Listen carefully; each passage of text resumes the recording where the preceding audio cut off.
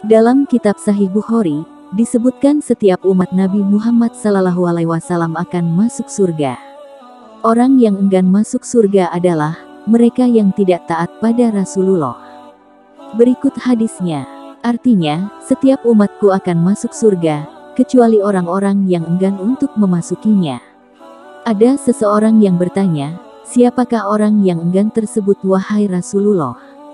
Beliau bersabda, barang siapa mentaatiku akan masuk surga, barang siapa tidak taat kepadaku sungguh dia orang yang enggan masuk surga.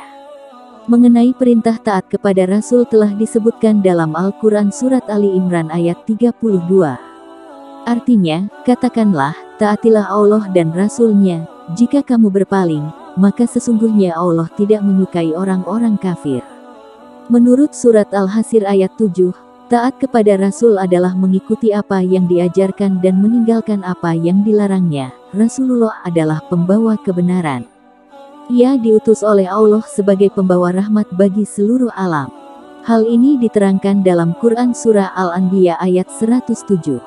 Artinya, dan kami tidak mengutus engkau, Muhammad, melainkan untuk menjadi rahmat bagi seluruh alam.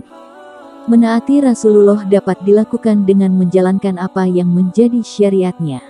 Dalam Islam, ada banyak ibadah yang dilakukan sebagai bentuk ketaatan kepada Allah dan Rasul.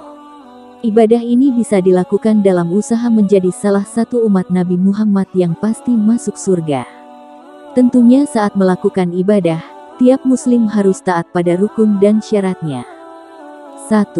Salat. Perintah salat tertuang jelas dalam Quran Surah Al-Baqarah ayat 43.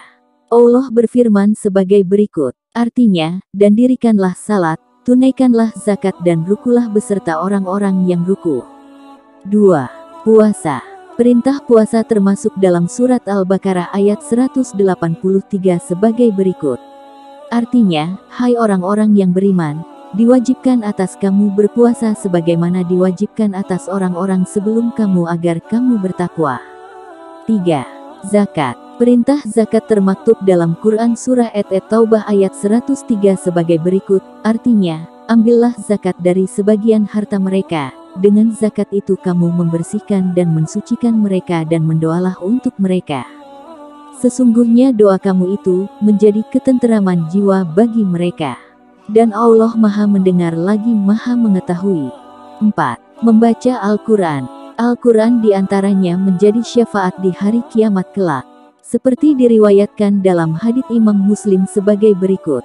Artinya, dari Abu Amamah, aku mendengar Rasulullah bersabda, bacalah Al-Quran, karena sesungguhnya ia akan menjadi syafaat bagi para pembacanya di hari kiamat.